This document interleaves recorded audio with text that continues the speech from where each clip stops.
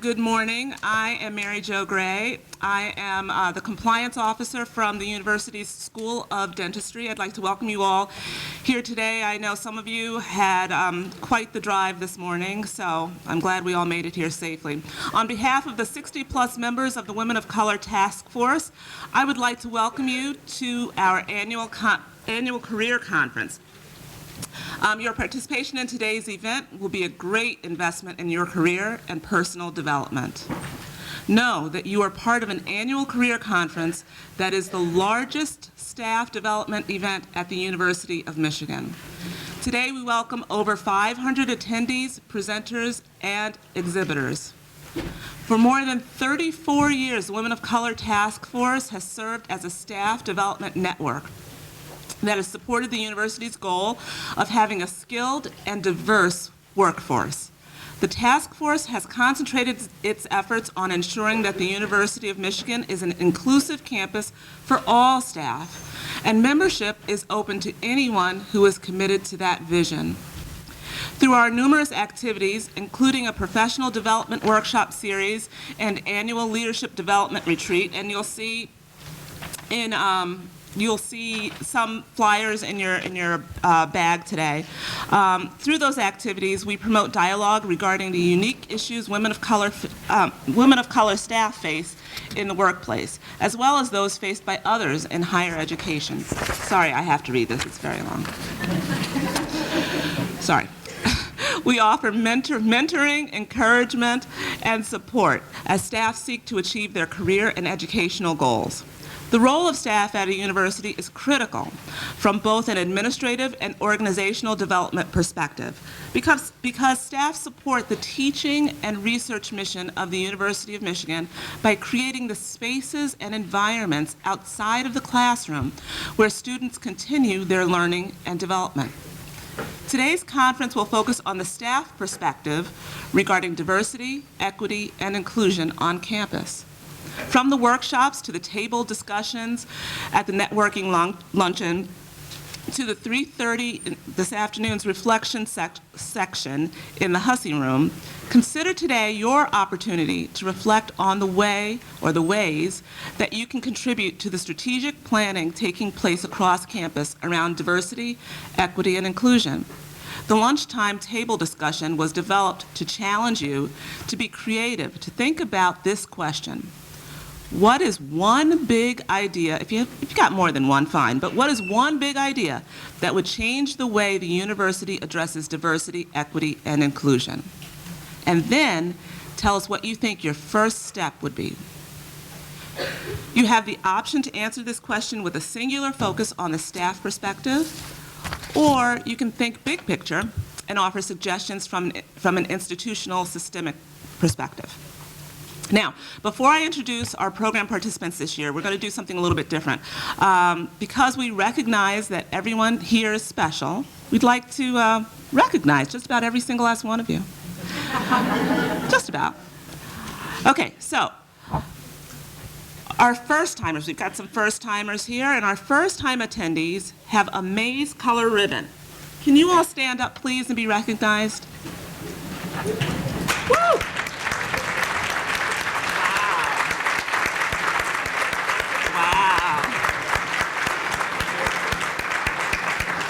Thank you. You guys are in for a life-changing experience. Those of us who are not first-timers will keep an eye out for you and make sure that you've got what you need to make today a great day for you.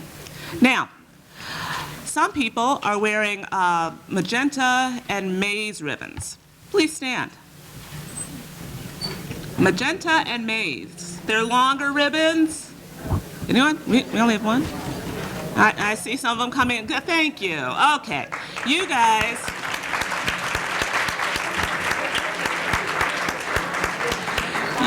are our regulars. You've come to between 2 and 10 conferences. Now we have some in here who are wearing pink ribbons, and they've been to between 10 and 15 conferences. Can you stand?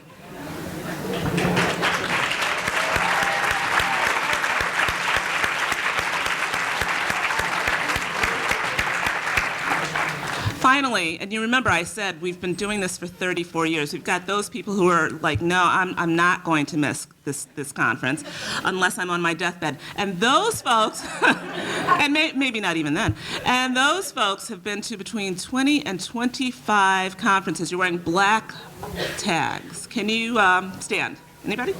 Yeah.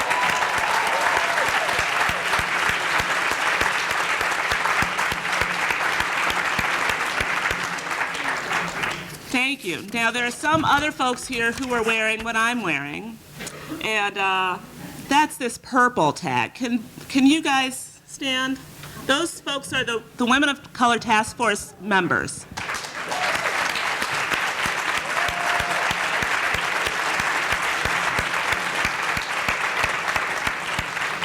Now, you saw me out there mopping the floor this morning, right? And while that's not in the job description of a task force member, I think we'll do a whole lot of things to make today an enjoyable day for you. So if you're not getting what you want, you're a little bit confused about where you're supposed to go next or whatever, just grab one of us and we'll help you, okay? Okay, now we want to do a very quick exercise, as I said. Some of you have had a longer way than others to get here. Some of you had to pull strings to get here. You've got stuff going on at home, whatever. Want to kind of put you in the mood. The first thing to get in the mood is, if you haven't already done so, please put your cell phones on mute, vibrate, airplane mode, or something. And I realize that I actually haven't done that yet either, so now I know if a phone goes off, it's mine, but I will get to that when I get over there. Okay, so now that you've done that, I'd like to ask you, I will not do it with you because I need to read, to close your eyes and repeat this affirmation 2 times to yourself. 2 times, not 1. Today, I open myself to learn as much as I can and to claim the intellect, power, greatness, and kindness that already exists within me. That was a long one, so I'm going to read it again. Today, I open myself to learn as much as I can and to claim the intellect, power, greatness, and kindness that already exists within me. That is powerful stuff. And everyone in this room is powerful, and we're going to get some more of that today. Okay, thank you for allowing me to have that moment. We want to make sure that you're focused and centered on receiving all of the good stuff, the knowledge and positive energy and resources that are available to you today. If you meet somebody today, make sure you get a card, a contact, because we only do this once a year, just once a year. Okay, I now have the honor of introducing our 2016 conference sponsors. These are the leaders who recognize that staff are the very backbone of our great institution and encourage their career development through funding various trainings and seminars. I just realized I don't have my glasses on, geez. No wonder this has been so hard. Literally, I'm like, why is this blurring? Okay, the Women of Color Task Force, which hosts this event, receives support from the Office of the Provost, University Human Resources, and the Health System Human Resources Office. The Women of Color Task Force resides at and is administered by the Center for the Education of Women at the university. At this time, I would like to recognize Dr. Gloria Thomas, the Executive Director of the Center.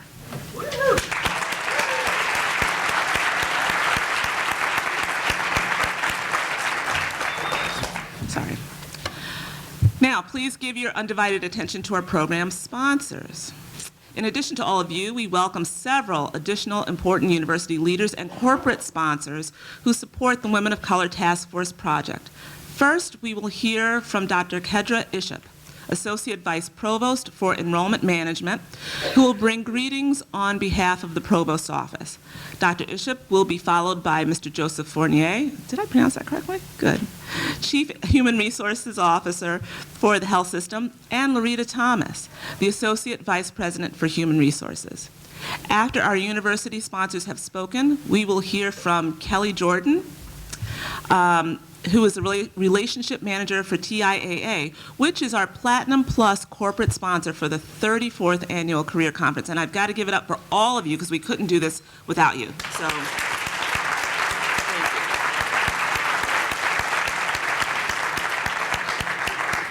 Now, not on my sheet. I'm looking for her. Yeah, I want to recognize the person truly behind all of this, because I have just watched her work. I actually have no idea how she does this, but I won't say she single-handedly puts this on because I just listed all the other people who contribute to this. But Janice Rubin does just a yeoman's job of this.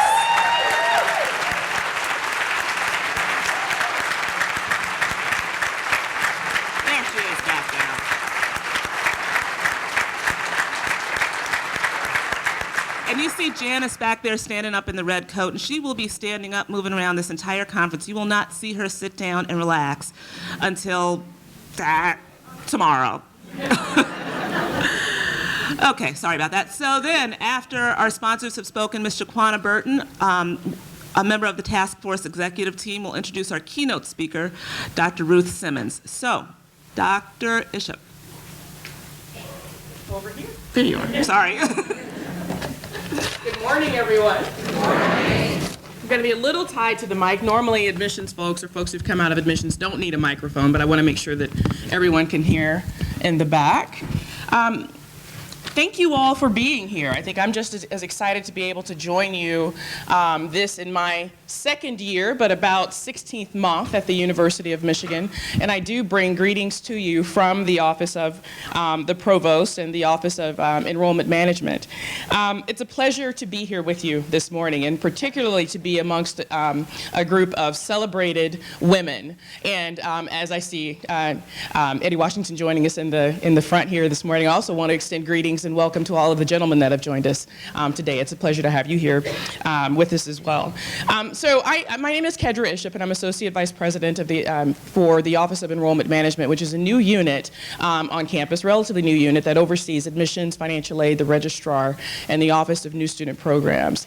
And really, this office was brought to the campus to try to maximize the strengths of these 4 individual units as we seek to enroll a highly talented and diverse student body at the University of Michigan. Not ironically, we've been able to be successful, I think, because we have 3 of those 4 units led by extremely talented women that I have the pleasure of working with and getting to know, a couple of whom have nearly, if not over 2 decades of experience at the university that really helped to shape what we're talking about and what we're doing and thinking about for the Office of Enrollment. And just as those of you here celebrating with purple and black ribbons, that experience and those perspectives of knowledge are a wealth you really contribute to the development of our future, and we seek your voices and need to hear from you. This day is twofold, and it's one that I've been looking forward to since we were brought to, I was invited to speak here. I'm just as honored to be with you because this is, again, my new home, and I'm getting to know, there are lots of new faces in this audience, and I look forward to getting to know many of you more. But we're here for two reasons. We come together as a diverse group of women, and as we all know, our diversity, the diversity that we represent, we are as diverse as the diversity that we represent. We come together to share with one another the resources and knowledge needed to help advance careers, and more importantly, to soothe souls. Being able to commune and talk with each other and learn from each other for a day gives us a revitalization. I'm optimistic that spring is somewhat coming. I come from Texas, for those of you that don't know. I've been fooled this last week, but I'm told to expect that, so that's okay. But sometimes we need to hear from each other to soothe our souls and give ourselves a boost as well. This conference, now in its 34th year, is the largest staff development activity of this campus. And you can see by the crowd here on a cold and snowy morning that this is somewhere that people want to be. And so I'm thrilled to have you here today. The initiative began in 1979 from 2 women that I've heard a lot about, Ms. Jeannie Partee and Beulah Sanders, who began developing a series of workshops to help staff develop and to help enable them to do their work. And a point to keep in mind as you go about their day, when they developed this workshop many years ago, it was probably a very bold and brash idea. to do this. And you are now being asked under the president's work to have bold and brash ideas about the future of this campus. And so channel a little bit of that experience 35 years ago into your ideas that you bring to the table. Our second purpose this morning is to celebrate the progress we've made collectively as professional women. There's no better example of this progress than our keynote speaker today, Dr. Ruth J. Simmons. As someone who rose from humble beginnings to become the first African-American woman to head a major college or university, Dr. Simmons is the standard that we all seek. A woman of strength and compassion and a good dose of telling it like she sees it. Someone we should all celebrate and seek to emulate in our own careers. It was an honor to meet her briefly this morning, and I look forward to hearing her remarks. I want to close by thanking our coordinators. We certainly couldn't be here without the work that the Women of Color Task Force has done to bring this event together, and to thank all of you for being a part of this conference. You're in for an invaluable day of career development, and I encourage you to take the most of it, not only by engaging in conversations with each other, but also as you go through your day and come to your activities at the luncheon, come up with that big, bold and brash idea that can be transformative for this institution, as this conference has been for all of us. Welcome. We're thrilled to have you here today.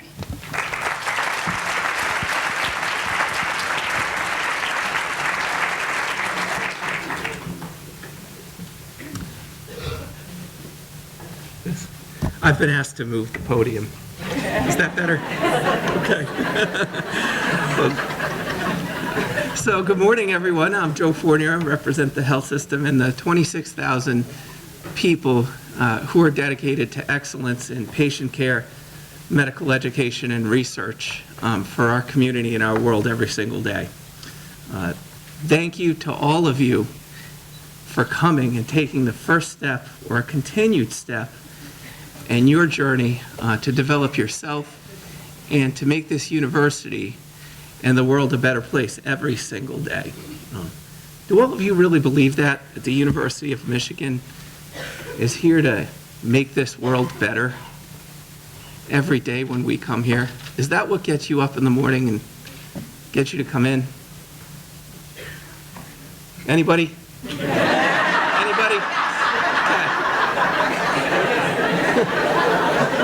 Okay. That was not a rhetorical question. I'm going to tell you right now, that's why I come here. That is really what I believe. I've been here for 1 year, and that is why I came to the University of Michigan. That's why I come here every single day.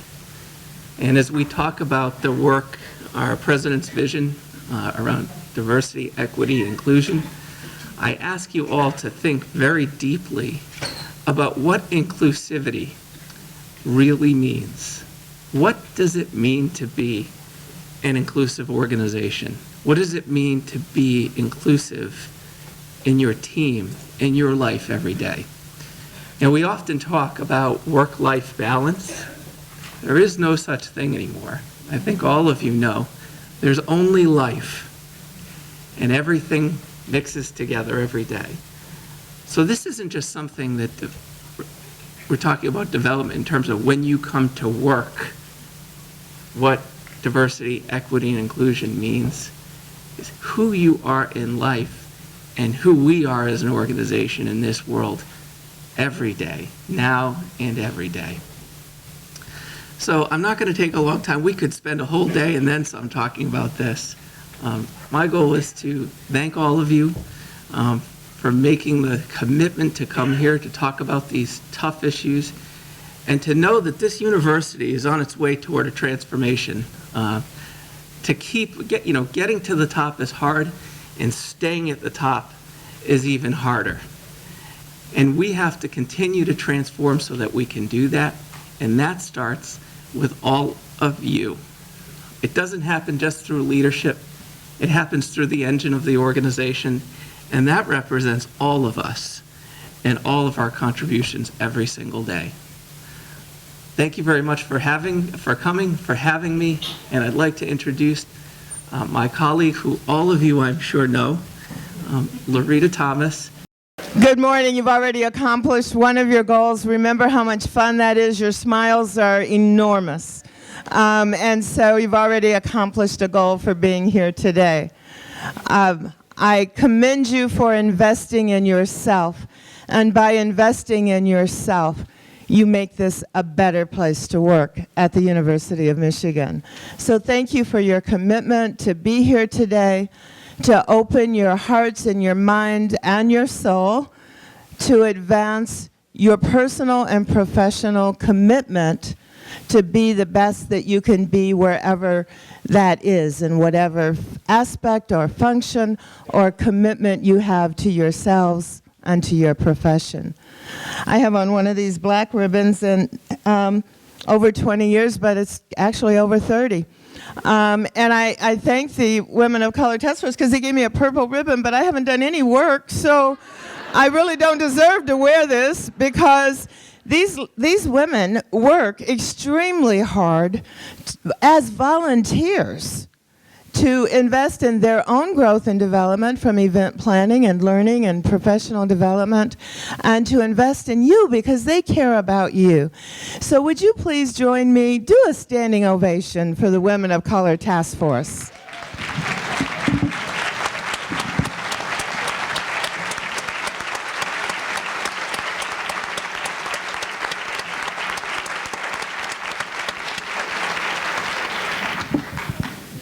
Thank you so much. They do reap the rewards. In fact, I saw someone this morning and I said, you know, you'll celebrate tonight. And she said, I love doing this work. This work is fun. It supplements the careers that we have at Michigan. So thank you for making that investment. Now, as you know, we are extremely committed at the university under the leadership of our current president to make an outstanding difference in the world in the area of diversity, equity, and inclusion. And I really appreciate the task force aligning this major event with one of our most important initiatives at the university. So I will be listening all day to learn from you what your current perspectives are, what your current experiences are, and what your dreams are for what this environment can be. I'm excited about the data we're collecting over lunch, but more than that, we learn and grow from telling each other our stories. And I hope to listen, respond if I can, but more than that, add to the compendium of stories of experiences at the university. We learn from whatever perspective that is. And I hope you will learn from each other, because some of you have experienced things that are phenomenal, and some of you have experienced real challenges. And your goal in being here today is to understand how to take the best of that learning and apply it to your career. So congratulations for that. Whatever I can do to help you with that, you know me by now and you know I will. And if I don't, you can check me for it, because no one holds me more accountable than myself. And so please do that. Please do interact and tell me what you're thinking and share some of those big and bodacious and game-changing ideas that Kedra asked you for as well. I join that. I also want to thank our corporate sponsor. I've had the privilege of working with TIAA on their advisory council. I'm one of 2 staff fellows of their research institute, normally a faculty position. But for some reason, they think I have some ideas. And so that was really great and quite an honor. And I want to thank them for their investment from a personal as well as a professional and institutional point of view. Thank you, TIAA. We really appreciate your investment in us.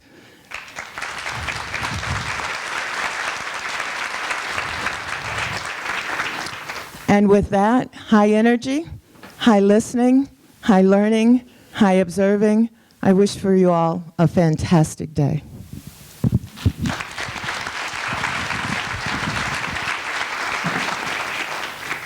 It's green. Good morning and welcome. Can everybody hear me?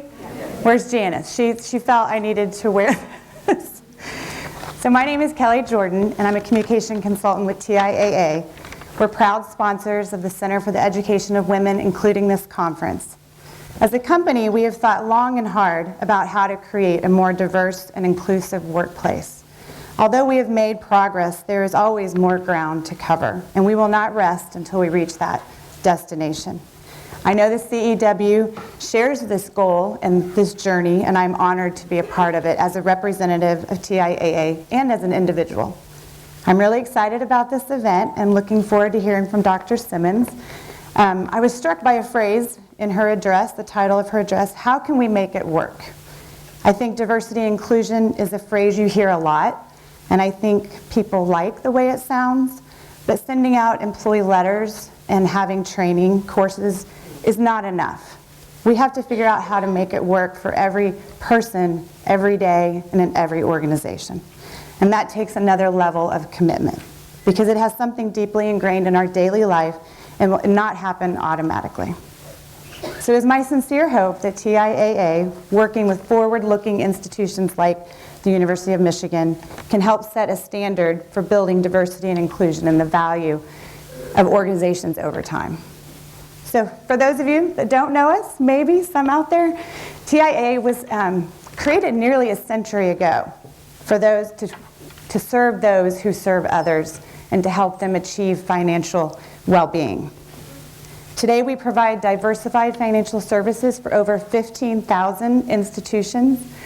We serve 4 million individuals across the areas of education, medical, cultural, and research fields. We manage more than $560 billion in assets on behalf of our customers. And the University of Michigan has been with us since the very beginning. In fact, in 1919, they were the very first institution to become our client. And we're very grateful. Thank you.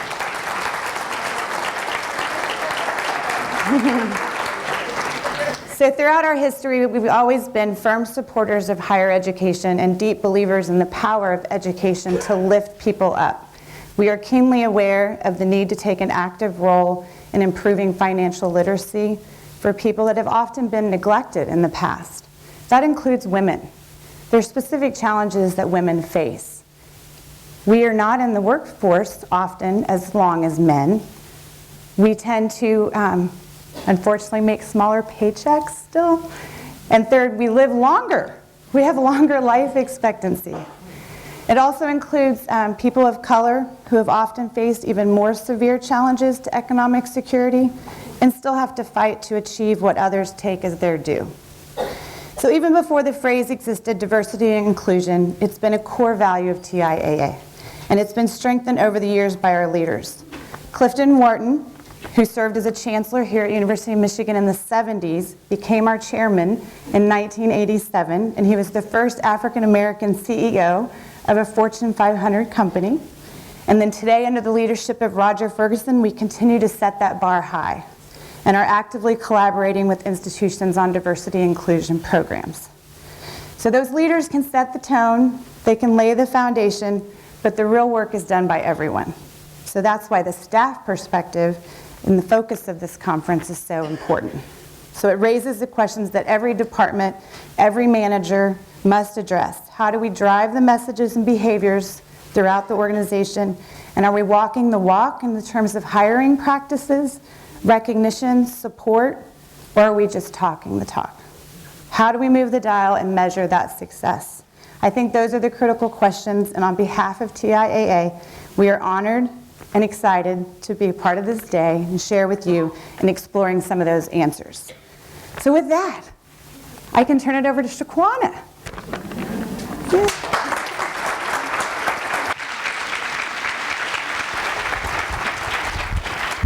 Good morning. Can you guys hear me?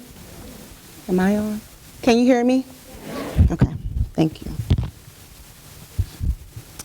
Good morning again. My name is Shaquana Burton. I'm an HR business partner for the UM Health Systems and a member of the Women of Color Task Force executive team. I am thrilled to have the honor of introducing our keynote speaker, Dr. Ruth J. Simmons, scholar, author, administrator, and immediate past president of Brown University. Ruth Simmons began her prestigious journey on a sharecropping farm in Texas, the youngest of 12 children. Growing up, Simmons had much more modest ambitions. In an interview, she stated that she had one goal, and that was to work in an office. Yet her outstanding record as a high school student landed her at Dillard University on scholarship, and she spent her junior year at Wellesley College in Massachusetts, where she encountered President Margaret Clapp, who opened her eyes to the possibility of women in leadership. Graduating from Dillard, she studied in France on a Fulbright fellowship and went to earn a PhD in Romance languages from Harvard University. Afterwards, Dr. Simmons went to serve in various faculty and administrative roles at several major institutions, including the University of Southern California and Princeton University and Spelman College. Recognized for her strategic leadership in her role as a vice provost at Princeton, Dr. Simmons was invited by the president to review the state of race relations on campus, and the report that she wrote resulted in a number of initiatives and best practices that received widespread attention and are still in place today at Princeton. In 1995, she left Princeton to become president of Smith College, the largest women's college in the U.S. There, Dr. Simmons launched a number of strategic academic initiatives that strengthened the college's programs and inaugurated the first engineering program at a U.S. women's college. In 2001, she was tapped to serve as the 18th president of Brown University, making her the first African-American person to lead an Ivy League institution. While at Brown, Dr. Simmons made significant strides in the university's standing as one of the world's finest research universities. First, she provided mentoring for her senior staff, who ultimately went on to become senior academic leaders at other peer institutions, including own presidents Dr. Mark Scheifel, who served with her as provost of Brown University before taking the helm here at at Michigan. During her tenure, Dr. Simmons also created an ambitious set of initiatives that were designed to expand and strengthen the faculty, increase financial support and resources for undergraduate, graduate, and medical students, improve campus facilities, renew a broad commitment to shared governance, and ensure that the core principles of diversity and equity informed every dimension of the university. These initiatives led to a major investment of new resources in Brown's educational mission. In 2012, Dr. Simmons stepped down to return to the faculty ranks to serve as a full professor of comparative literature and Africana studies at the university. Over the course of her career, Ruth Simmons has been a change agent and a visionary and strategic leader championing and demonstrating the power of education to transform lives. In her talk this morning, entitled "The Dilemma of Inclusivity, How Can We Make It Work?" she is here this morning to share with us possible strategies for staff to implement as we seek to make our campus more equitable and inclusive. I present to you the 34th Annual Career Conference Speaker, Dr. Ruth J. Simmons. Thank you. Thank you. Stay up here for a minute. Okay. Thank you.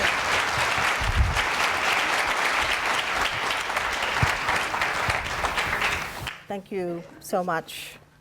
I asked Shaquana to stay up here for a minute because I want you to see her shoes. Oh.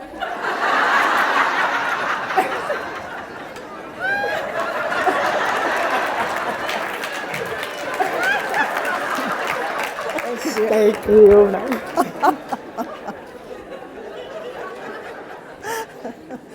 I would never try to get away with that, I tell you. Is this microphone picking up? I can't tell. No. It's not.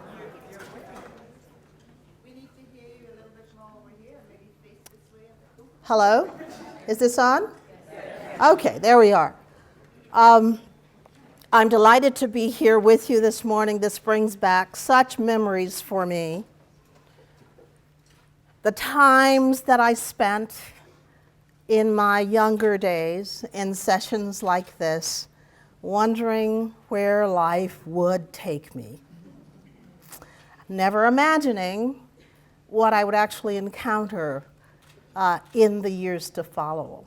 But I can tell you that those sessions meant an awful lot to me And over the years, afterwards, I was able to call on so many things that I learned from sessions like this. So I wish you luck this morning in these sessions, because I think it looks rich, and that you will, if you take it to heart and store it away, be able to use so much of what you receive. I feel quite at home here, and really very happy, because I'm no longer president. But when I was president of Brown, I had a wonderful security detail, and I have a security detail this morning. How about that? Now, I had a security detail at Brown because, for whatever reason, after becoming president of Smith and of Brown, certain people in the country targeted me. And so I had a police car outside my house at night. I had people threaten me. Whenever something arose at the university that was race-related, I was targeted by hate groups and hateful individuals. That's the nature of the world that we live in today, and one has to be very serious about one's mission if one is going to live with and confront that on a daily basis. But I'm very grateful for my security detail. I don't think there are any haters in Michigan, but I'm certainly glad to have them. Now, I want you all to do something for me. As you heard, I've had about 8 of the people that I have mentored become presidents of universities. And Mark Schlissel is one of them. And one of my great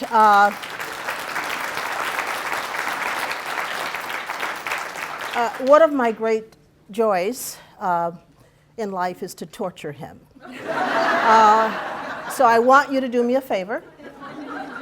When you see him across campus, walk up to him and tell him, Ruth Simmons told me to give you a hug. He'll go crazy if you do that. So please do that for me, will you? Promise me that you're going to do that. Ruth Simmons told me to give you a hug for her. And then, but the thing about hugs, getting back to the issue of inclusion, I have a feeling I'll never get through my speech this morning. The thing about hugs, when I was president of Brown and I would go into the dining hall, the students would form a line, and each of them would come up and ask for a hug. And so I would hug them. There's something about hugging that closes dramatically the differences between us, because it's hard to think harmfully of somebody else if there's no physical difference between you. So hugging is to be recommended. Hug people, especially who look uncomfortable with the idea.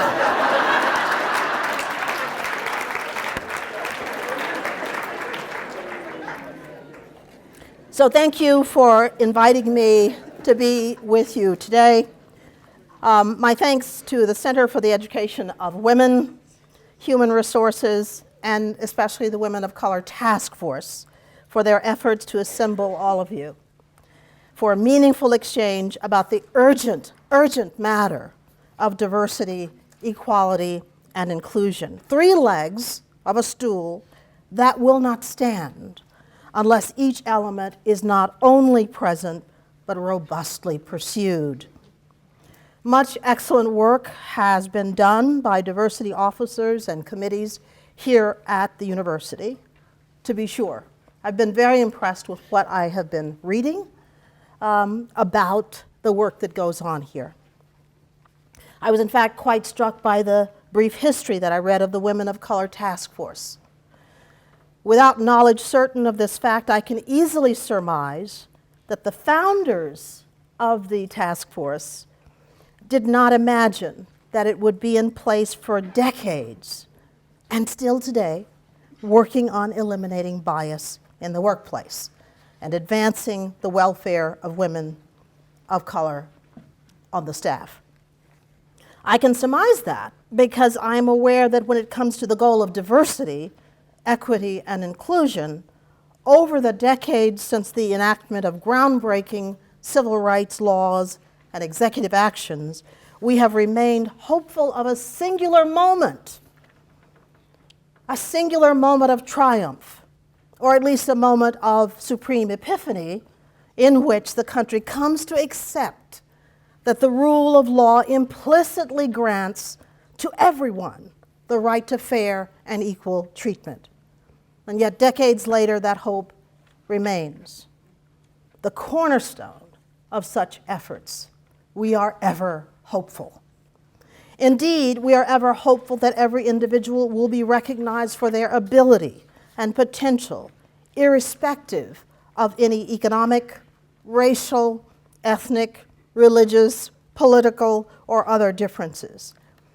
And in my mind, that hopefulness is not just indicative of the difficulty we perceive in achieving this goal, but also it is the cause of the inspiration for the persistent striving that has generated the enormous, I will say yes, enormous social and cultural changes we have seen over the past decades.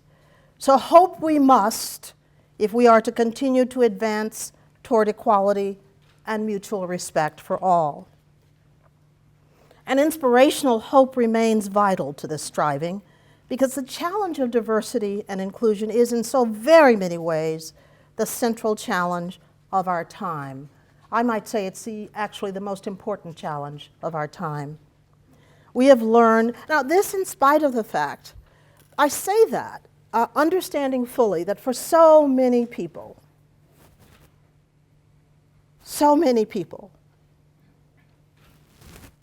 diversity is anathema. I was recently in a meeting of high-level individuals in which the discussion turned to diversity. And then one person spoke up, who happened to be the CEO of a corporation, an important corporation, and he said, we shouldn't use that word diversity because it's so loaded, so loaded. A group of African Americans in the room quickly caucused after the meeting around me and asked, Ruth, what, insulted of course by his remarks, Ruth, what should we do? How should we respond? That's the environment that we're in today. How do we respond to people who are sick and tired of diversity? We've learned that laws and affirmative action can make significant inroads against discrimination, but true parity and inclusion is a much more difficult hurdle to surmount. As access to education and training has improved, greater and more intense proximity to difference has become virtually unavoidable. Whether at the next desk or workstation, the next dorm room, or the next seat in a public space, living with difference is a ubiquitous reality today. We are therefore urgently confronted with the need for greater knowledge and skill in navigating the unavoidable encounters that now typify our daily experience of the world. No longer can we dwell exclusively within the enclosures of our village, our preferred social groups, encountering only those of like origin, language, outlook, values, and traditions. It boggles my mind that there are still people in the world today who socialize almost exclusively with people just like them. They worship with people who are identical to them. They socialize. They live in communities, seeking out people only identical to them. This in the world that we live in today, it is extraordinary to me. that this experience happens. And that is why I've always said to my students, particularly as they leave college, make sure that you don't fall into that trap.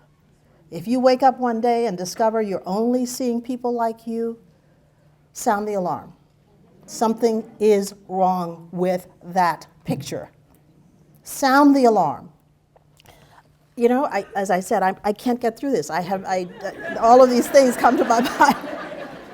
So those of us who are responsible for creating and maintaining environments and services in which the differences among people enhance what we offer rather than detract from what we are able to achieve together, must wrestle with how to ensure that we manage these diverse encounters well.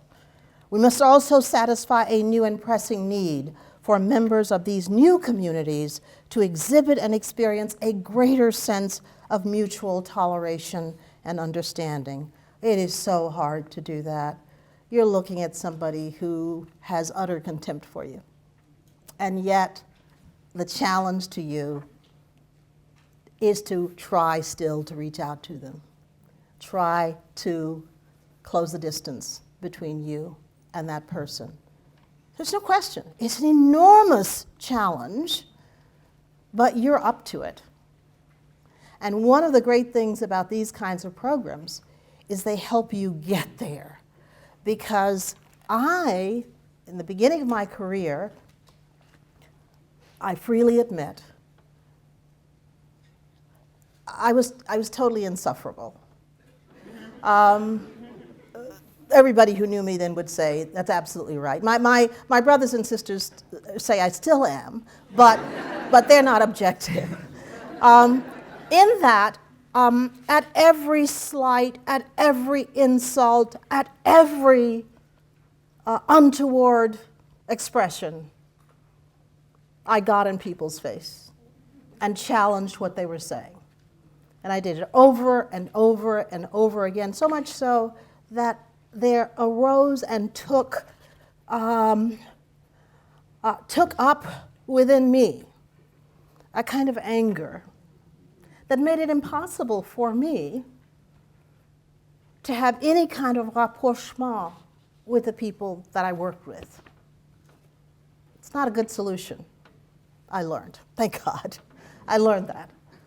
So I learned eventually, through programs like this, to have enough self-confidence that I didn't have to challenge every bad actor every day, all the time.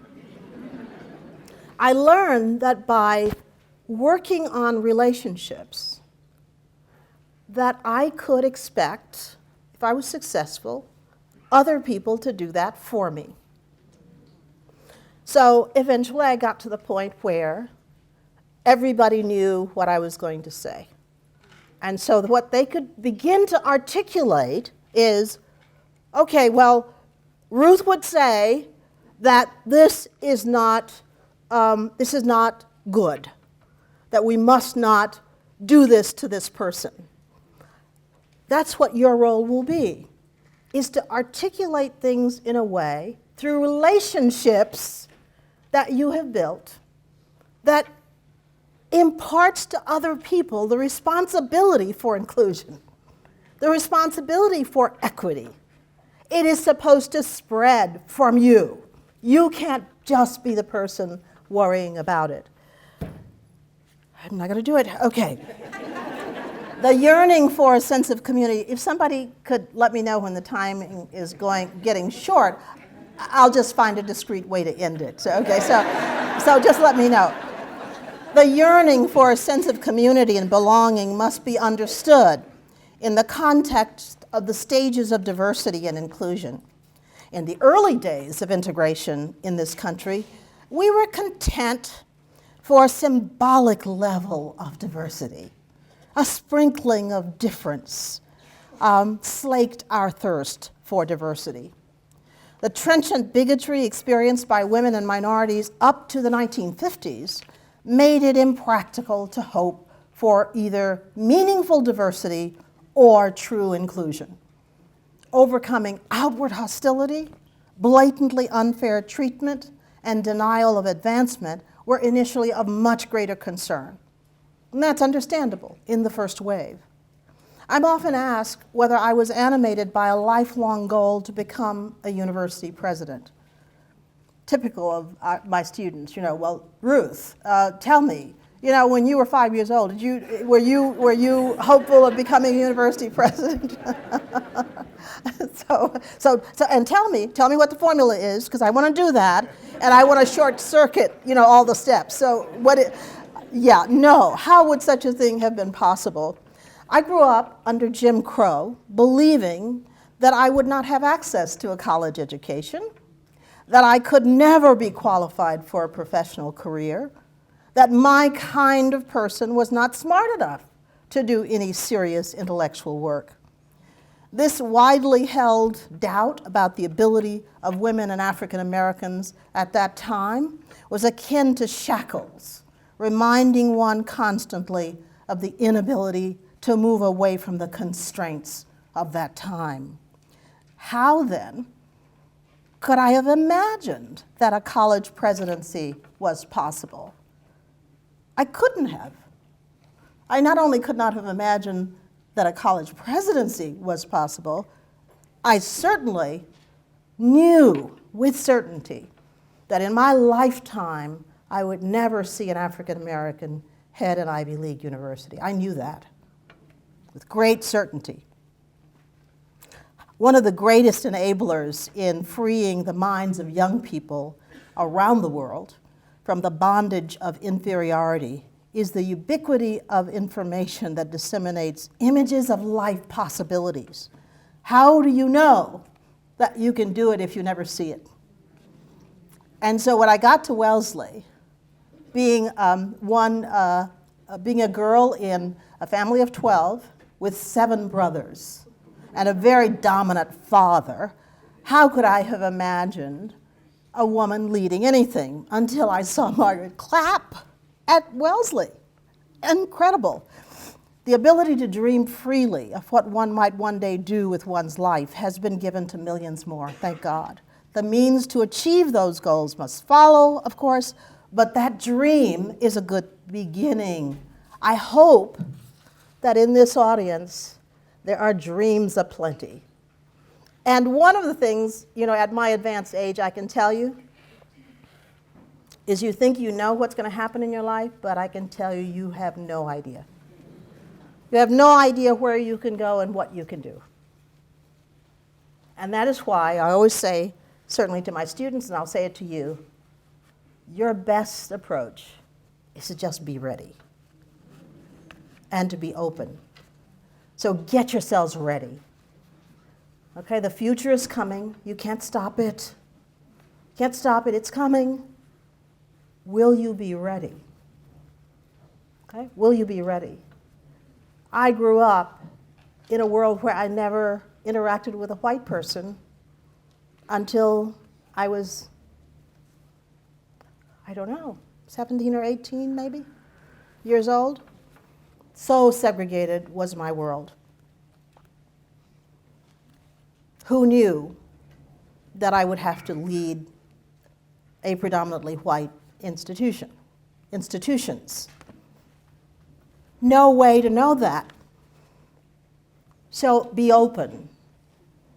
Work on yourselves. Be prepared. And when that moment arrives, you don't have to ask yourself whether or not you're up to it. You'll know when it happens. The speech is really getting me down. I'm telling you, I have to go back to this. The second phase of the struggle for equality is all about raising the bar and setting higher expectations. Those who benefited, those of you who are standing in the back, there are lots of seats, actually. If you want to come down, please do so. Nobody's going to worry about your disrupting them, and I certainly won't worry about your moving around the room, so take a seat, because this is going to be very long.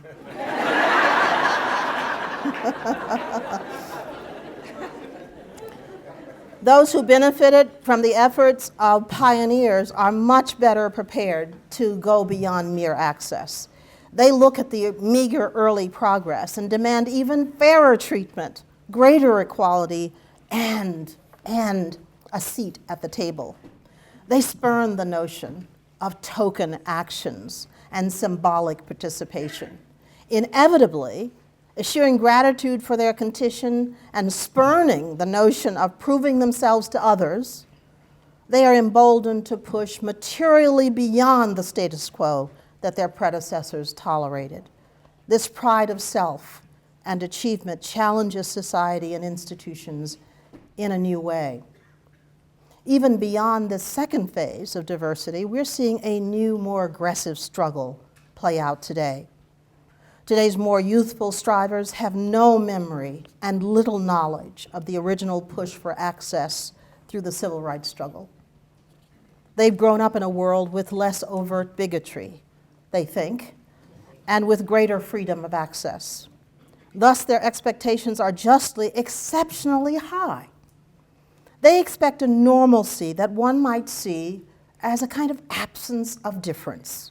And that is to say, they are enormously aware of the slightest difference between how they are treated and how their peers are treated.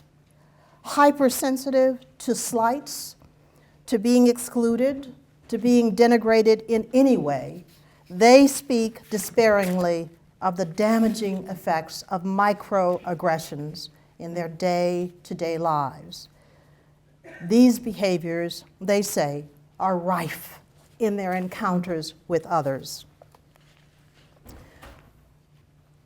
You know, I've experienced this throughout my career from students who are very curious to know, you know, for somebody who grew up on a sharecropper's farm with all that Jim Crow implies, they figure, okay, if people are doing this to me, I'm going to go talk to Ruth because she's seen this for years, so I'm just going to find out how she handles it.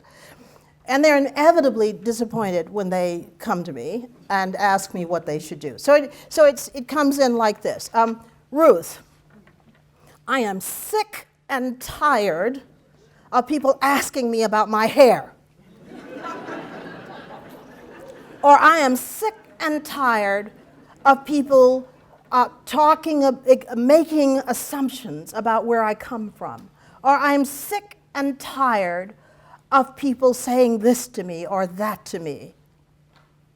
What should I do? And so I say to them, you must go back and interact with them. That's what you must do. So when they say, what do you call that, the way you're wearing your hair? You know, go back and tell them what it is. Give them a lesson, okay? Because you are here to educate others about yourself. And if you're not willing to do that, if you are not willing to do that, you don't belong here. And when I welcomed the students, we had a recruitment day where all the students who had been admitted and are trying to make their decision about whether to go to Brown or Yale or some other place, when they come in that day and I speak to all of the students, I said to them, listen to me very carefully.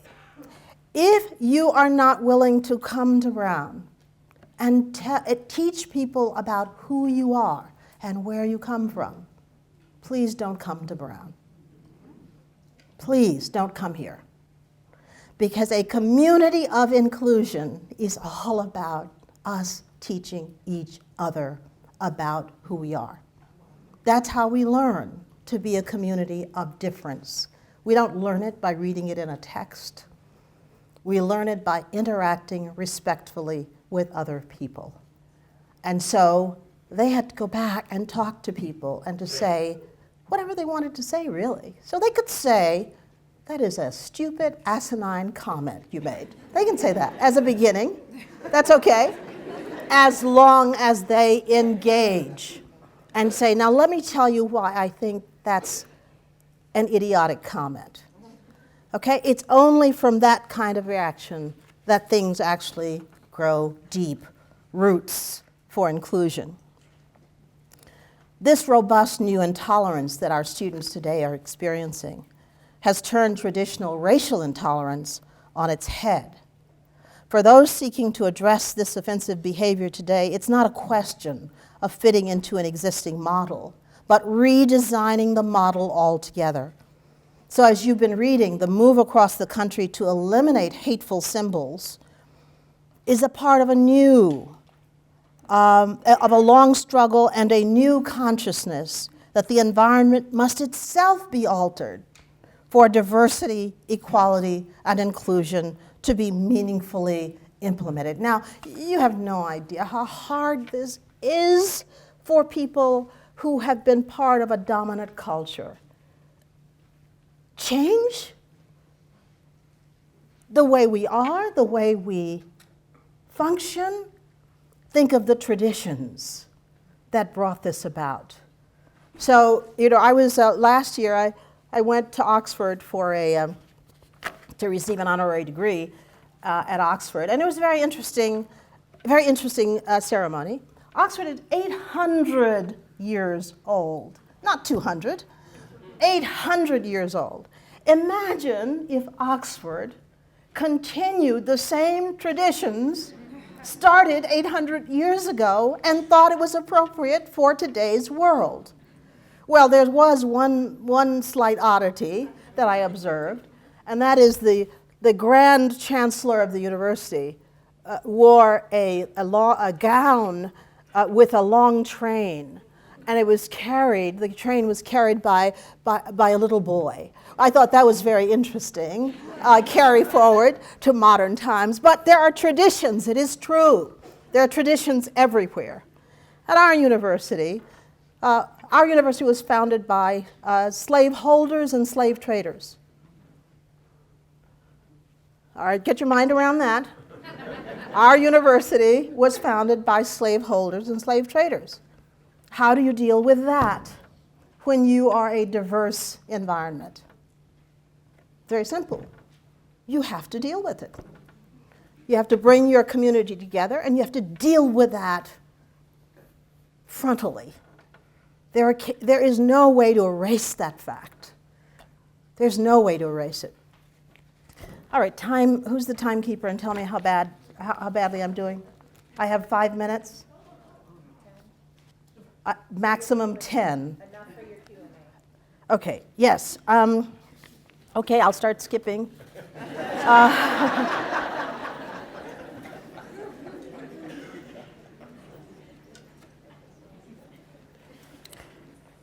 Now, we know that governments and institutions are typically slow to react to cultural change. Their interpretation of where matters stand today may be, quote, "We let you in. You have access. What more do you want?" Many would agree with that sentiment, and as evident in the political primaries, this attitude, if not already deeply entrenched in some segments of the American public, is actually gaining ground. I'll bet you never thought in 2016, in a presidential election, you'd be hearing about the KKK. Bet you never thought that would happen. The backlash in this country about your sitting in those seats is real. Can't avoid it. It's there. And there are unscrupulous politicians who will trade on it. And in trading on it, make it much worse than it actually is. So get ready.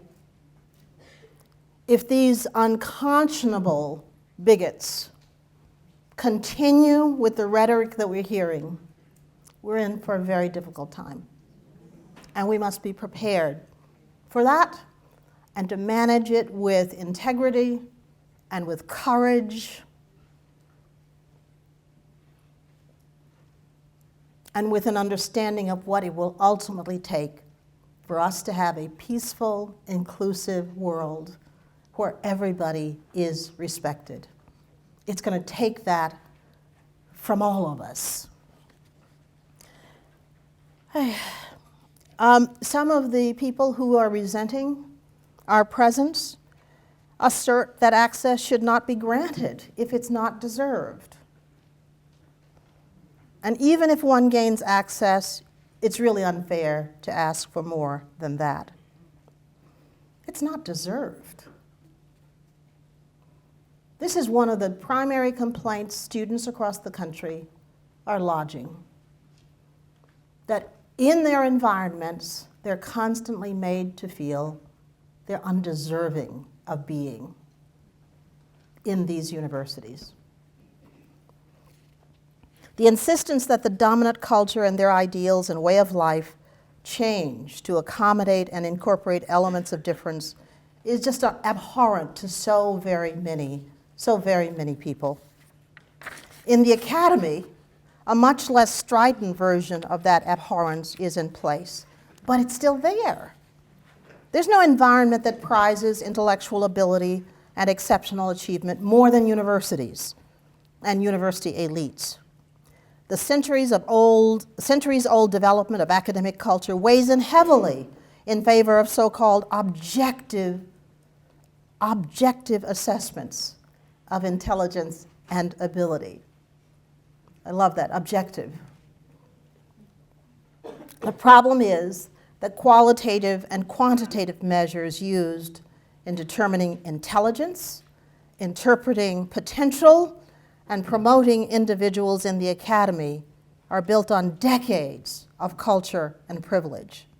And that privilege tends to insist on a narrower aperture for entry into this vaunted world and works against those who exhibit different tendencies, attitudes, appearances, and approaches.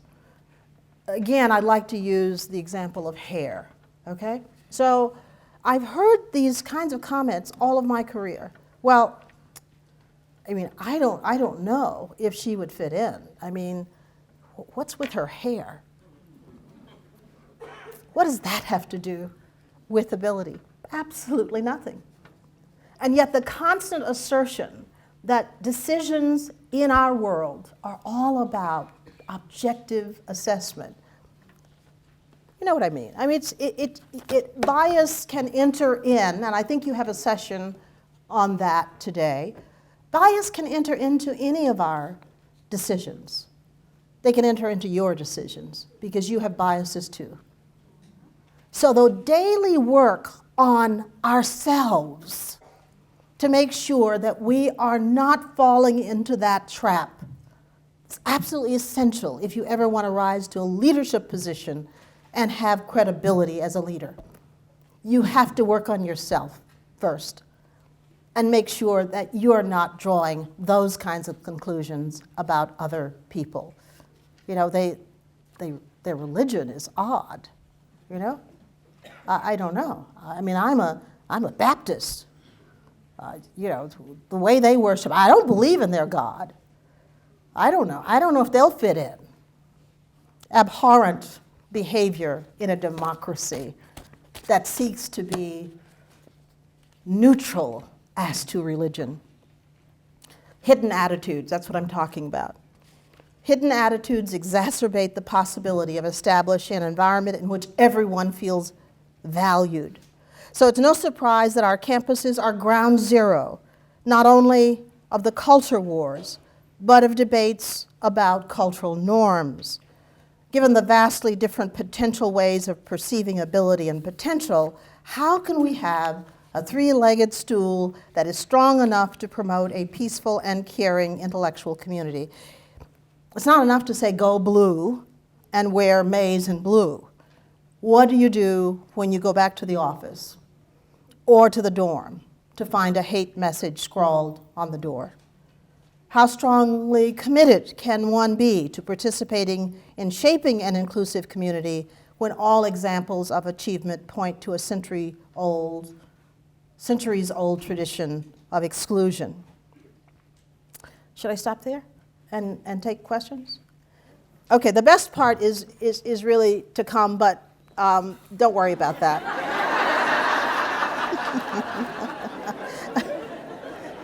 I don't want to shortchange you by not having questions. So why don't I curtail my remarks and go to questions?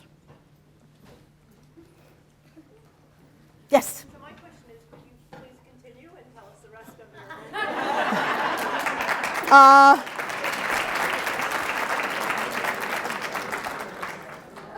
Okay, I'll race through this. There are some important practical considerations in designing change for diversity and inclusion. Cultural backlash is real, and we are in the midst of one of the most remarkable periods of backlash over perceived advantages that minorities and women have enjoyed in the past decades. Not only is this backlash prompting outlandish political behavior, but it is evident in the growth of hate groups and attacks against different groups. One reason that members of some minority communities feel they're under greater threat from biased groups is the emboldened way in which anti-diversity, homophobic, and sexist comments are expressed and published today. The recent advent of anonymous posts on platforms like Yik Yak have been crucial in inciting demonstrations on campuses. Shouldn't surprise us that such attacks upon diversity accelerate in times of economic stress. Those who enjoy privileged access can afford to be generous in times of plenty. In times of intense competition, that generosity may seem foolhardy when the possible losses to privilege are tallied. So if I were to be realistic about what we face today in this more hostile environment, I would say we must rethink the practices that have become prevalent in past efforts at diversity and inclusion. I found, let me say, the report of the Women of Color Task Force extraordinary. It is wise and insightful with many excellent recommendations. My own thoughts on how we should proceed in this climate is somewhat different. First, we cannot rely exclusively on history to educate members of the community about the need for diversity. That's one of our biggest problems. The civil rights era it's ancient history to many today. And so the idea of how we got here is something that has to be part of education today. The idea that we have a general frame of reference about bigotry and bias that allows us substantial leeway in building programs for diversity and inclusion may be overly hopeful. It is overly hopeful. So for example, on campuses, we routinely say, well, yes, we believe in diversity and inclusion and so forth, but we haven't made the case for it among people who don't even have any idea how we got to that vision or that ideal. The other thing is that we have new adherents, anti-diversity adherents, who deny the severity of the historical practices that denied human beings basic rights. Young people reared in the modern context of race relations often assert that they are not responsible for any past practices and therefore should not be made to pay for the transgressions of their forebears. They often insist that they harbor no ill will against disadvantaged groups, that they are free of the bias common in previous generations, and they therefore feel free to be more pointed in their critique of and opposition to diversity efforts. And they are more outspoken about perceived shortcomings of members of minority communities. This has been some of the hardest kind of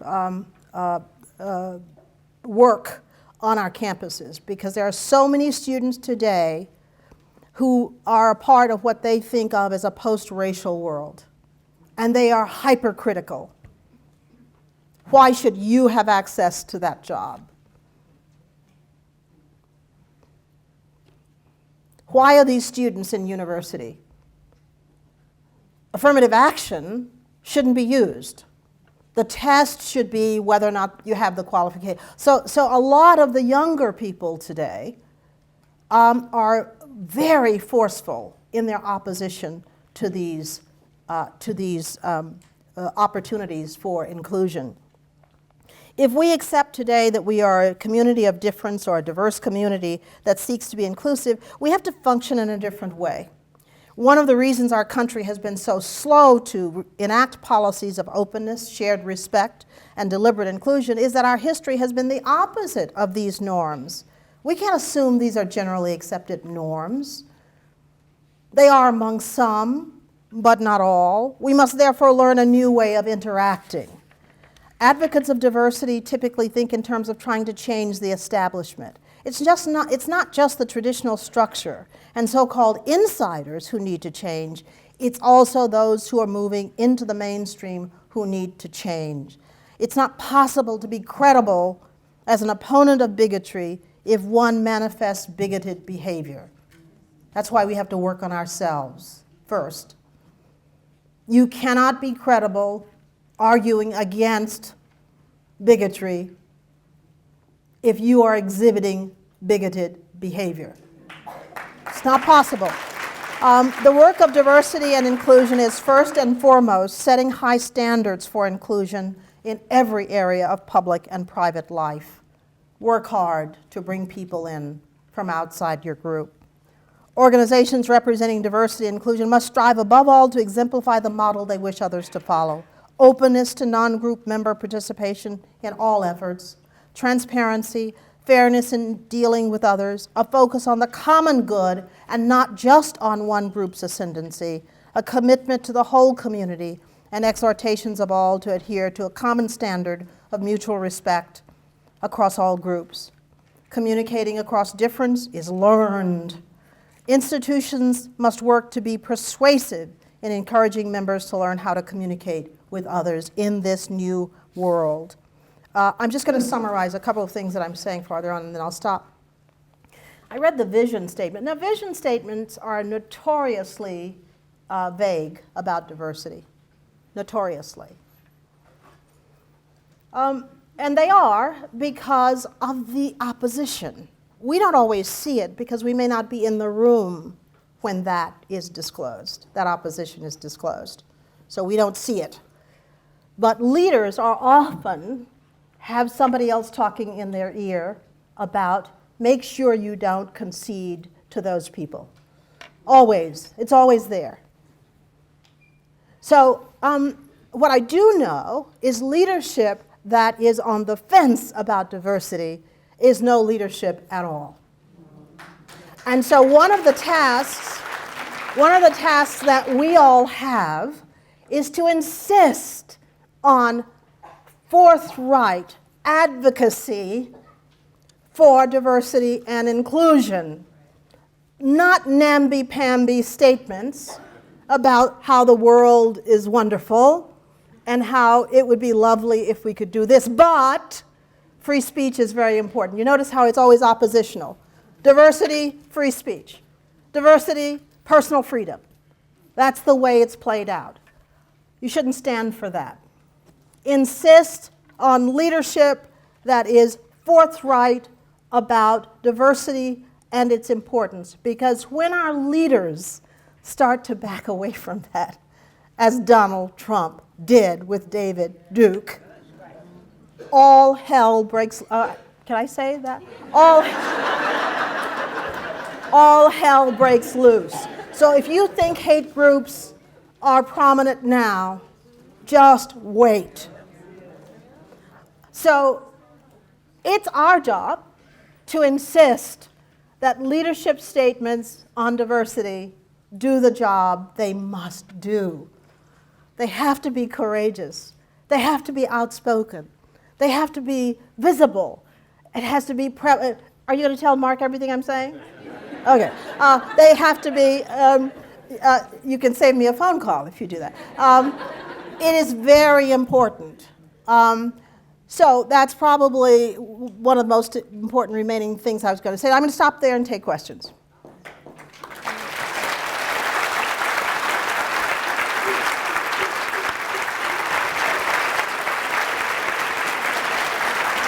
Thank you. Thank you.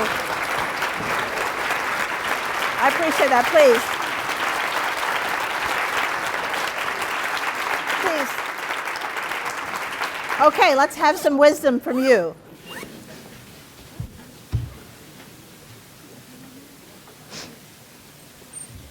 Good morning. Thank you so much for your remarks. It's just so gratifying and exactly what I needed. I know many of us today needed to hear that word from you. I have a question for you. With all that's going on, Come here. Yes. Thank you. Thank you so much for existing and being who you are in the world. It makes a difference. So you talked a lot about being ready, and I think I'm just, with what's going on in the political climate, often I'm just speechless and I'm just sitting like, I can't believe this is happening. So I think it's really important for us in the world to be proactive and not reactive. Sometimes the statement, be ready, feels like, I don't know if I just want to be ready and wait to see what's going to happen. What advice do you have? How do we get ready? You know, what ways do we gird our loins, continue to build community, you know, build solidarity, you know, because we are not of that generation that fought for that initial access, I don't even really know what I'm getting ready for. And I think I know enough to be afraid. I mean, really to be afraid. And I'm not, you know, and I don't even feel like I'm the most of who's being targeted right now. Immigrants are being targeted. So much is going on. So I just want to hear a word from you about how to be ready, how to get ready, how to maintain. Well, the first thing is you have to be strong. There are lots of ways of finding that strength, but you can't find it by trying to be somebody other than who you are. So one of the things, you know, for a long time in my youth, you know, my family was desperately poor. So for a long time in my youth, I was ashamed of being poor, for example. I was ashamed of a lot of different things, given where I came from. Until I began to understand how much more powerful I was because I understood want. How much more powerful I was because I had been formed in the cauldron of hatred. How much more powerful I was because I had lived through all of that and come out of it, and I just knew more than most people about what that scene was like. Whatever it is in you that you need to claim, the first thing you have to do is claim it. You have to claim it and hold on to it and use it. Because everybody in this audience has something really unique that they can bring to an environment like this, and probably to leadership too. And so what you want to do is to take care of yourself, find what that is, applaud what that is, and make use of it. And as I said, when you start the process of trying to educate people about that, you find your power. Now, when I started out, I had no idea. I thought the farthest I would go in my career, well, when I was young, I wanted to maybe become a secretary. Because at that time, I knew nobody who didn't do laborer's work. And so, gee, the idea of doing office work just seemed like the pinnacle to me. But at every stage, I was hungry to know. I'll stop there. I was hungry to know. I was curious. I was interested.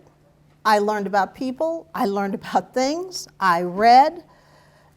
You have to prepare yourself just by being aware of what's going on around you. Look, I cannot tell you that it will not hurt when people disparage you, when people ignore you. There was a time when I was on the Princeton campus when, you know, I was so outspoken that when I would walk along the sidewalk, people would step off the sidewalk and go to the other side. It didn't feel so great, but I had by that time reached a point in my life where I accepted that that was going to be a consequence of some of the work that I was doing. That was just the consequence. And so it didn't stick with me. You've got to find a way to do that, okay? What is it you care about? What is your life going to be about? It's not about jobs. It's not about what your next job is. That's not what your life is going to be about.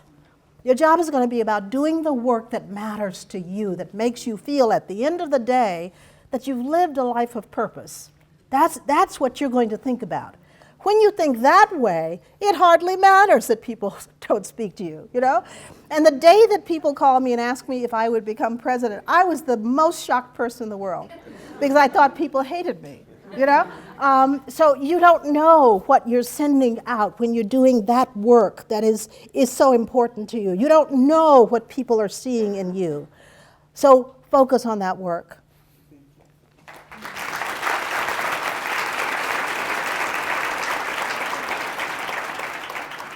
Good morning. Good morning. It's really wonderful to hear you speak today. I think you answered a lot of what I had questions about.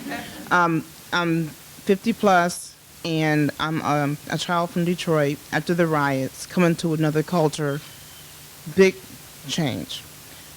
But the thing is, what do you do about unspoken racism? About when people say in your workplace or around you, so-and-so has an inferiority complex. Well, yeah, you probably do have one because you've been through so many changes in your life. But listening to you talk about knowing who you are and whatnot, I think you kind of answered my question. How do you deal with that? How do you deal with being strong within yourself when you're around a culture or in a culture that make you feel or try to make you feel small as a person of color? Well, there are a couple of ways of deflecting this. Now, first of all, I will always say, never let that kind of thing pass. That's extremely important. Okay? Never let it pass. If somebody says the problem with Hispanic people is that you can't understand what they're saying. Okay? If you hear that, you have to be on it. It's everybody's obligation to be on it, okay? And you cannot fail to be on it. Because as I said, if you want to be a part of this making the world more inclusive, you're the first person to avow that you will not let bigotry stand, okay? So you have to be there with every bias. And so when you hear it about women, when you hear it about anybody, you're there. Now that's enormously therapeutic, okay? And your credibility for observations is much higher if you're tackling it for other people than for yourself. Because self-interest almost always causes people to doubt the validity of what we're saying, okay? So what you've got to do is find, and it's all applicable, because you see this whole umbrella of bigotry, it's all about all of us, okay, including whites, okay? So we have to tackle it wherever it is. So I would say that's important, but never ever feel that you have to sit there and let an expression go by with regard to who you are and not respond. You must respond, because what I will tell you with certainty is that nobody will respect you if you don't respond to that. Yeah.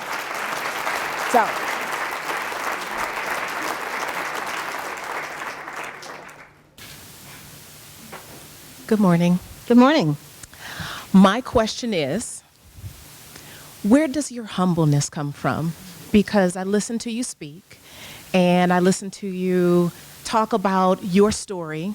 You skip past 3 and 4 pages of a speech that you prepared to go off script to tell us about the things that you did today. And I'm just curious, where does that sense of joy and that peace come from with everything that you've gone through and only had at the time the aspirations to be a secretary?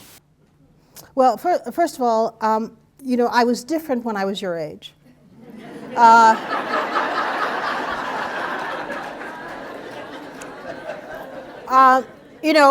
I think from my earliest days, I knew I was exceptionally smart. I knew that. I got an interest early on in language. I started reading when I was very young. Whenever I could find a book, it didn't matter what kind of book, I read. And it occurred to me in this very bigoted world that I lived in that I had the capacity to do something better than most people. And that is, I could speak my mind. And I could do it in such a dazzling way that I could shut them up. So I started to accumulate a vocabulary that could express all of this sadness and hurt inside me. There's a power in that, because there's nothing worse than being in a confrontation and not being able to express to people what you're feeling. That gave me an enormous freedom. And then I compounded that by going further and studying language, and I got a PhD in language. So people are very fearful of my tongue, and that's very helpful. So at the same time, as I say, there was a lot of shame in my early life. I was ashamed of my parents because they were very modest people. They could barely read. They could barely write. And you know how kids are. They get to school and they start feeling their beans and they think, gee, my parents are so stupid, So I learned in time how extraordinary they were. And incredible how they enabled us to survive. 12 children, we all survived to adulthood. You know what that was like? Think of what's happening in the world today and all the kids being slaughtered, okay? But here's what they did. So they said, when you are in town and a white person is walking and meeting you, you must step off the sidewalk and let them pass. When a white person speaks to you, you must not ever say anything untoward. You must always say, yes, ma'am, yes, sir. They drilled in us survival techniques that really enabled us to survive. In addition to that, they did the most magnanimous thing I can imagine today. Held down all of their lives. All of their lives. And what did my mother teach me most of all? Never, ever think you're better than another human being. How incredible is that? So with living comes an opportunity to learn where our power actually is. I thought my power was in the fact that I was smart, that I could tell people off, that I could, wear my degrees on my sleeve. I thought that's where my power was, until I realized my power was in growing up as I did, and being African American, and surviving the civil rights era. All of that, that's my power. So here's the other thing that I want to impart to all of you seeking advancement. There's a fundamental problem with people who get promoted. No, I don't mean it that way. I mean that the typical path for people who get promoted is that they think, well, now that I've arrived, I'm very special, and I should start, acting like I'm special. That's the typical thing that a person who's promoted does. I realized before I became president that the single most important thing for me to do as a leader was not to change. Because if they selected me, they didn't want that other person, okay, who grew up wealthy and had all the social skills and knew how to do everything and wintered in Switzerland. And if they selected me, they didn't want that.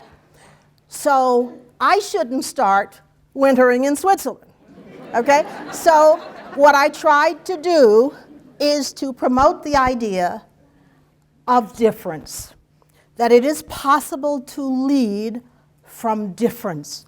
I am different, but you're going to see that I can be just as good as Larry Summers, who is a different personality from me. So our duty is to prove, otherwise inclusion never gets done. You see, if you're going to be busy changing yourself for the status quo, we're never going to have the society that we're trying to promote. So what I'm able to do is to call on all the experiences that I have had and use those experiences and not be afraid to say what those experiences were. So, people ask me this question all the time. They say, well, Ruth, how is it that you're able to talk to the President of the United States and not feel shaken or overwhelmed or something of that sort? I say, well, my mother told me never to feel better than another human being, and no other human being is better than me. That's what it is. So I have been able to receive royalty, CEOs. I'll tell you, the first experience that I had at Brown was unsettling to me. I was a new president, and people came to see me to tell me their gripes about Brown. So one gentleman came in, sat across the table from me in my office and said, I have come to tell you that I want you to do something about this diversity at Brown. Okay. He said, there are too many minorities, and there are too many women at Brown. I don't want my university to be known as Diversity University. I want you to do something about that. Now, this individual was a very prominent donor to the university. And apart from the fact that he could sit across from me, look into my face, and just say that to me, well, that certainly told me that some educating was in order. And so I thought about this, and I thought, here's a person who is immensely, immensely wealthy, founder of a great company, and yet he doesn't have any more intelligence than to know that you cannot come in my office and look at my black face and say, there are too many of you people here. So if you look for those opportunities in your encounters, because people will speak to you over and over again about how much better you are than they are, if you listen carefully. So when somebody says something that denigrates you, you can understand that they don't have a clue. And that softens it and it allows you to offer up the kinds of things, the kind of wisdom that you've had, the kind of experience that you've had, and so on. I probably got all off the question, but that's it. Okay.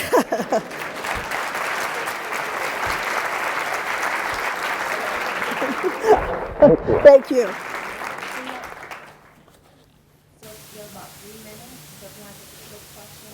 You're in charge, so.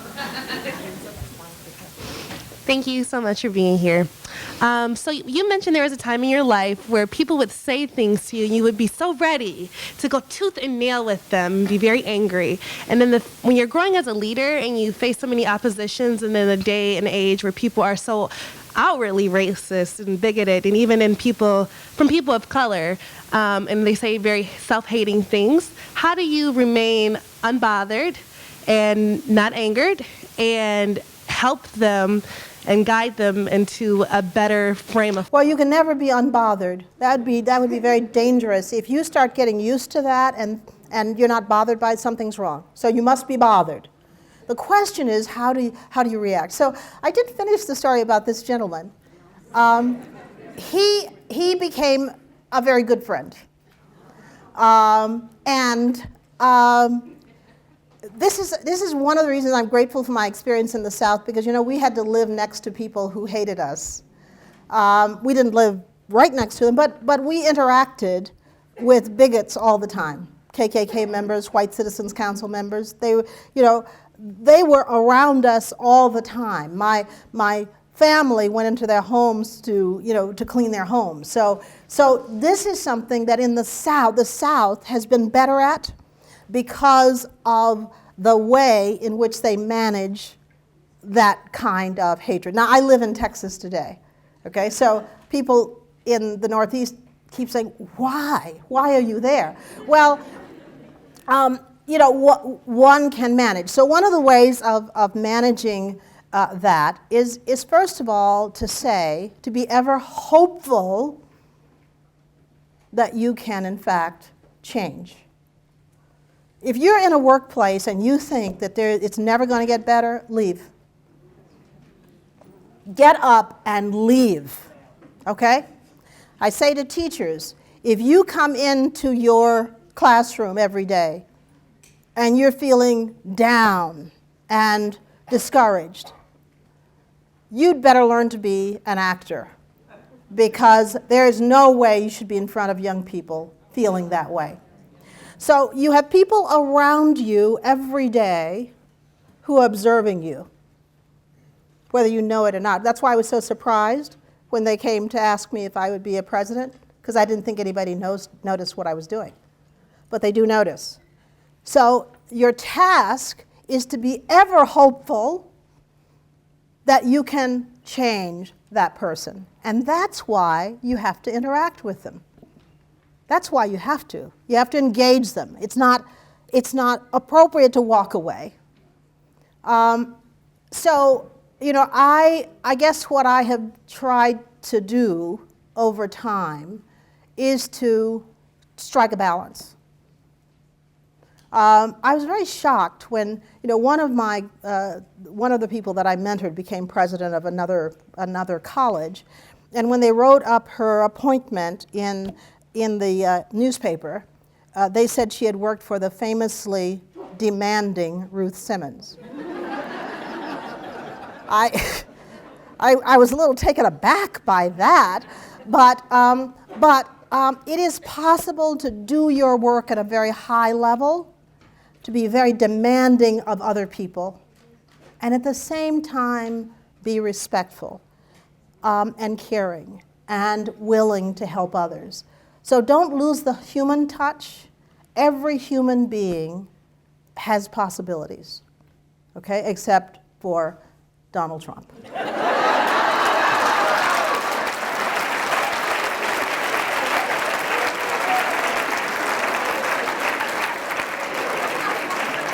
And no, this is not a political statement at all. But I'll tell you why. And that is to exploit bigotry for your own purposes. I can't think of anything that is more dangerous to our world,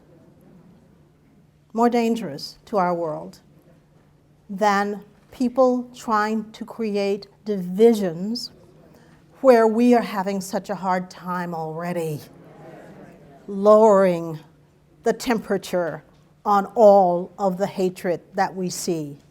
And for someone to come along who is so-called intelligent and well-educated, I have to call Amy Gutman at Penn about this. I've been meaning to do that, because he always says he's highly educated. He went to Penn. But if that's what Penn is delivering us, I think we have to really think about that. But you have to always remember people's humanity, because the business that we're in, that's what education is, the business that we're in is elevating human beings.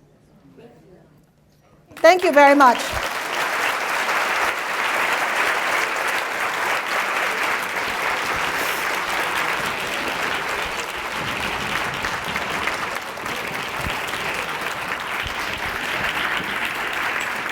Got it? Thank you. Okay, and then you can stand, please. Thank you, Dr. Simmons. On behalf of the Women of Color Task Force and the University of Michigan, we'd like to thank Dr. Simmons so much for her wise, wonderful, and inspiring words today. We're going to take this with us and on the momentum of the day and come up with those big ideas at lunch. At this time, we would like to present to her the Martin Luther King Jr. Cesar Chavez Rosa Parks Visiting Professorship.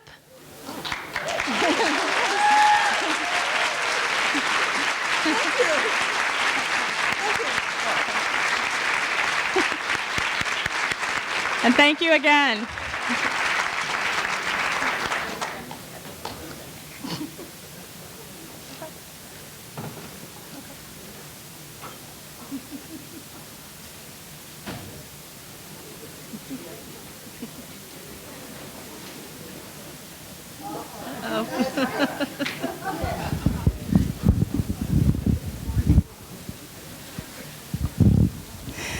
What a wonderful, wonderful opportunity for us to hear you speak. It brought back so many memories of how I came up with my mom, who only went to 6th grade and was from South Carolina, and all of the things that she taught me and my brother that really got me to where I am today. And I am, like you, so proud of the fact that she was my mother and had those experiences to give me. My name is Patricia Manley, and I am a retired teacher and principal, and currently I am on the Board of Education for Ann Arbor Public Schools. And I try not to change. I tried to be myself all the way through that. But I'm here today to represent Alpha Kappa Alpha Sorority Incorporated. And if there are any Alpha Kappa Alpha women in the audience, would you please stand? Because I don't know everybody. Thank you. So we are so proud and so honored that you accepted to be the speaker today for the 34th Annual Women of Task Force Conference. And we would like to present you with this small token of our appreciation from Delta Psi Omega chapter that represents Ann Arbor Ypsilanti of Alpha Kappa Alpha Sorority Incorporated. And we want to tell you to keep on keeping on, because you are making a difference, and I'm going to give you a hug. Okay.